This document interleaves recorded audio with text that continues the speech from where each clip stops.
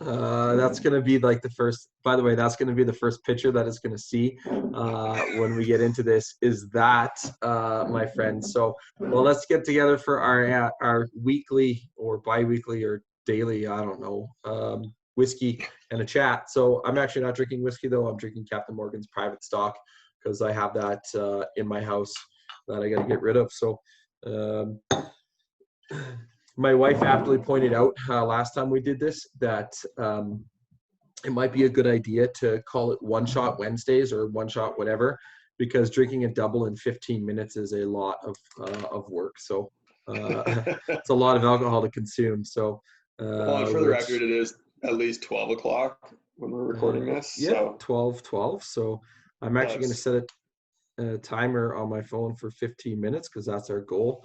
So I set it on my Fitbit to make it under 15 minutes. So all right. Sounds cool. good. Probably gonna All take me a right. minute just to open this thing. So No fire away. worries. Should have opened it up. All right. So let's dive in. As I said once before, I was going to try to keep notes on things that we talked about that were great at the time. So the first question up for you, the random question generator, is if you were falsely convicted of a crime, how would you adapt to prison life? Told you it was going to be a good um, one. well, I mean, first you got to make sure that you make your presence felt. So you got to find someone, the biggest guy, pick a fight with them, so that everyone knows that you're not someone to mess with. Um, and then you just got to make sure you got your soap on a rope. I guess I don't know. That's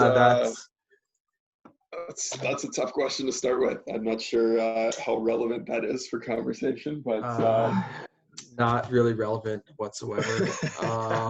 at least it At says all. falsely convicted, not assuming that I'm actually a criminal. So Also true. Also true.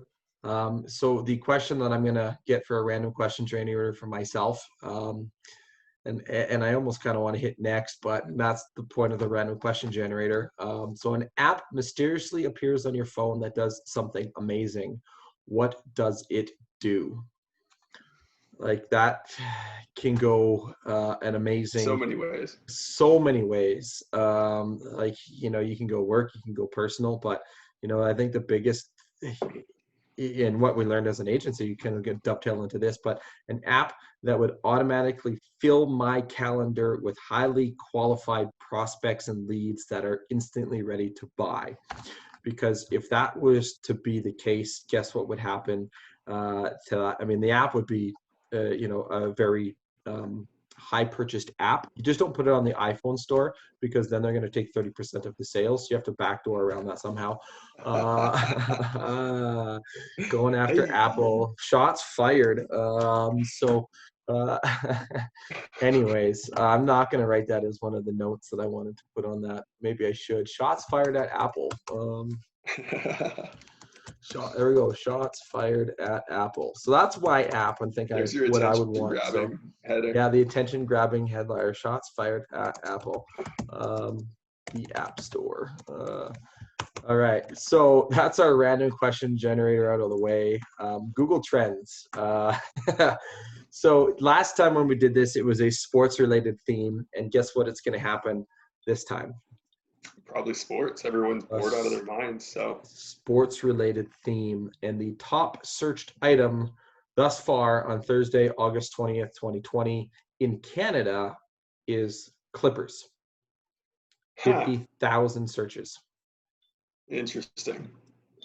I Well, they don't know didn't play very well yesterday, and Dallas routed them pretty good. So I guess maybe there's a that's lot of why. people that still follow Kawhi and still love Kawhi. So I guess that would make sense. I don't really follow much of the NBA whatsoever, so that would glad that you knew the rationale and the reasoning behind that. I want to see if this is different in the U.S. For the top searched Google Trend item in the United States. Daily searches by trends. Were yesterday actually number 2, but today so far is Steve Bannon, who apparently is charged with fraud. I haven't really watched the news much, but I believe that he's something about Donald Trump and such. So there you go. So we should probably pose to him the first question that was asked today, although he wasn't wrongfully accused, and we'll see what goes on in his mind. Yeah, hey, Steve Bannon, if you were falsely convicted, although maybe you are actually convicted of a crime, how would you adapt to prison life? Yeah. I'm going to put that there as my note. Steve Bannon, how would you adapt to prison life? And see what might happen from that. Hopefully our account doesn't get shut down for that. So cool. So let's do the agency roundup. Actually, I like that agency roundup on what we learned over in the last week is, building our agency. I guess I'll throw it over to you first on what you learned in building our agency. Actually, I was doing Facebook posts this morning and like just doing a bunch of commenting on businesses and bunch of businesses that are clients and things like that. So I was scrolling through Facebook and one business had posted this thing that actually drove me a little nuts. It irritated me quite a bit, and it was basically talking about this concept of how there should be no more like one-sided relationships where just one person is always giving, the other person is always taking. And while I agree in concept that yes, you should be, at least paying attention to the fact that you shouldn't be getting taken advantage of.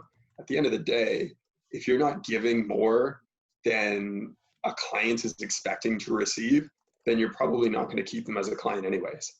Mm-hmm. And so that was just one thing that I took away this morning and reading that post. And it was actually like a really, really stupid thing that was like shared from someone else that people just do on Facebook, where it was talking about like one family gave out their Wi-Fi password and then the other family wouldn't give them their Netflix password. And so then they changed their Wi-Fi password so that they couldn't get on it anymore and get free Wi-Fi. So it was like this really spiteful thing. And at the end of the day, if you're in a relationship that's romantic, a friendship, a business relationship, a business, to client relationship, if you're keeping score, you're going to lose. So give more than the other person could possibly expect to receive. Obviously, you don't want to get taken advantage of, but at the end of the day, if you are constantly looking at every relationship as how can I give more than this person is expecting, then you always win. Because the metric that you're using to keep score of is on your own account, not on theirs. You're not giving with the expectation to get something in return. You're giving purely because you're looking to give. So that was a lesson that I picked out from this last week. Happened to be this morning, but stood out to me. Okay. And I didn't want to go on a little rant on it. So hey, no worries. That's perfect. It's actually funny that you said, if you keep it score, you're gonna lose. I have a lot of emails that come into my account. A lot of them I delete. Just because I've subscribed to this, that, or the other thing, because I want to see their process of how things, adapt and evolve. But I was reading one today. It's actually nothing business related. It's actually personal related. It's the Gottmans, Gottman, and they're a relationship thing. So it's kind of like the 5 love languages sort of a thing. And they have their relationship emails that come out. And I read them because I think it's, it's great. And it's not just applicable to, a relationship with my wife. It's applicable to relationships with everyone. And they actually were talking specifically about keeping score and how if you keep score in, obviously in a personal relationship, you're going to lose because now you're setting this false expectation of, well, I took out the garbage, so they need to do the dishes. But I took out the garbage and I did the dishes. Now they owe me. And that's just a bad way to go about, especially a personal relationship, but any relationship, which is, I like that how you had that. So it kind of comes full circle. So, even Gary Vee, he wrote the book, Jab, Jab, Jab, Right Hook. The idea that, you give, but then it's not that I get something in return. It's that now you've earned the right to ask for something in return. You've created leverage. You're giving value. Now I'm going to ask if you would like to buy something. You don't want to, that's fine. I'm still going to give you more value next time. Yep. Yeah. His thing is in Gary Vee, I listened to Crushing It when I was driving a couple weeks ago, and phenomenal book. And, his thing, and he's always talked about, with the values. If you provide all this value up front, you then create leverage. At the end of the day. So if you provided all this value and then you can ask for the order or the sale or whatever, but you provided all this value, the sale comes that much easier, right? Especially if you're doing it on a mass level, from that. So I think, Yeah, I think my big agency roundup this last week is that building a business and doing something on your own, just yourself, is stupid. Hmm. It really is. And because why would you want to go through? And I know we chatted about this earlier today, so it's not really kind of as a new thing to you. And I mean, as business owners, we partners, we chat almost daily. It's like some people say, I never chat with my business partner like once a week. Nah, you chat fucking daily. Yeah. But was the idea of going at it alone, and we're not really alone. We're together in the relationship for our business, but having a mentor, having a coach, having somebody who has been there, done that, and already bought the T-shirt. If you're going to spend money as a business owner, it could be $500, could be thousands, could be 10,000, could be 100,000 to figure out something on your own.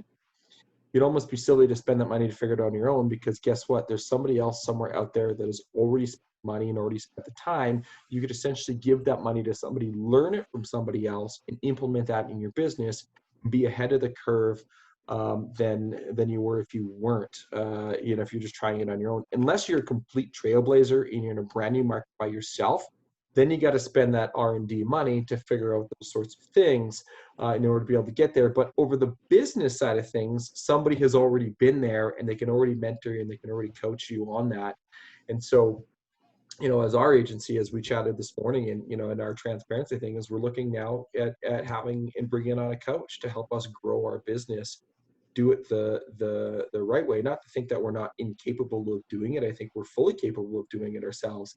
To have somebody guide us and mentor us and coach us and bring us along that path to really be able to take it to the next level is a key thing. And as a business owner, you just have to let go of those things and allow somebody to come in and do that for you. So that's my big agency roundup and my big win, from the last week, and the big learning thing, on that, and finally being able to be in a position where we're ready to do that as well, which is a nice thing to have. So.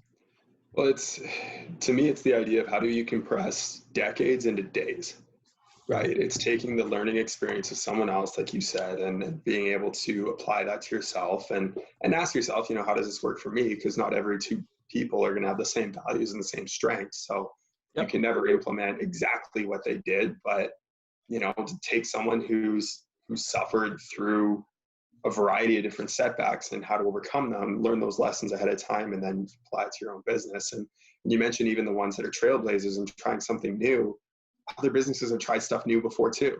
So you can't implement the exact same strategy to your business in terms of metrics and mechanics, but you can apply the same strategy in terms of philosophy. There is always someone that has been there before, that has set the trail. How easy do you want to make it? Do you want to go out there laying it brick by brick in order to set your trail, or would you rather have the road paved for you and you veer off somewhere down the road? So that's my philosophy on it, and I'm glad we're on the same page in terms of how do you scale, how do you grow? It's mentorship and help. So, yeah, man. That's why we're business partners. It's a key thing. So. Well, we actually have 2 minutes and 23 seconds left of our one shot, two shot, floor shot talk. I was trying to be funny on there, but I don't know if it was necessarily funny. I was just kind of mumble jumbling some stuff together. So, any last thoughts? Any last comments? On this? Not other than it's been an exciting week in the agency. I know we added a couple new website clients this week, some new social clients this week as well. So exciting things coming. I want to do more over the shoulder type videos of, how do we go and build out the agency, whether that's finding someone and hiring them to do some of the work, how to vet through some people on different outsourced networks, or whether that's doing the work ourselves and how we do those implementations on websites, on SEO, on social, and how to refine those things. I know you just learned a bunch on social and how to better target and better optimize the Facebook pixel and things like that. So doing some videos on that. I'd love to share more of that content and add more value to agencies and business owners, the ones 100%. That have more time than money right now that can't afford to hire someone to do it. Teaching them how to do it themselves so that they can implement that for their own business, I think would be huge. Yeah, no, 100%. I like that, and I actually recorded when I was in BC working. I recorded a video. It's kind of weird because it's like this clubhouse, so it's not like an office. It's a clubhouse, and people coming and going. It's a kitchen they're sitting at, and their Wi-Fi was good until about 10:30 in the morning, and then it just sucked because everybody is coming to Because this then Wi-Fi. everyone's on it. Everybody's on the Wi-Fi. You can only do it at the clubhouse, but there's this other kid. There's this other younger, I shouldn't call him a kid. He's probably 21, 22. I guess that's still a kid. But he was doing his schooling at the same time. And so I was on there recording this video about, one of our processes of starting a campaign from on Facebook. And so launching it and building it right from the get-go. So I already had the landing page copy, the ad copy, the ad picture, everything was already set up. I was essentially putting it onto this campaign. And I was talking out, through the first half, and then a bunch of people came in on the second half. So then it's just silent of me clicking through, trying to circle things. But that's more so for our internal reference, because for me to go through and block out all the important stuff from that is a lot of video editing, and I don't really want to do that. That's why this is nice. It's one shot. It's done. I'm going to resize it a little bit differently, but it's essentially 2 exports and then just post it up, and away we go. So Sweet. Love it, man. That's our 15 minutes. So cheers, my friend. And Cheers, enjoy the rest of your day and enjoy the rest of your drink. You too. Later. Ciao. All right. So, I'm still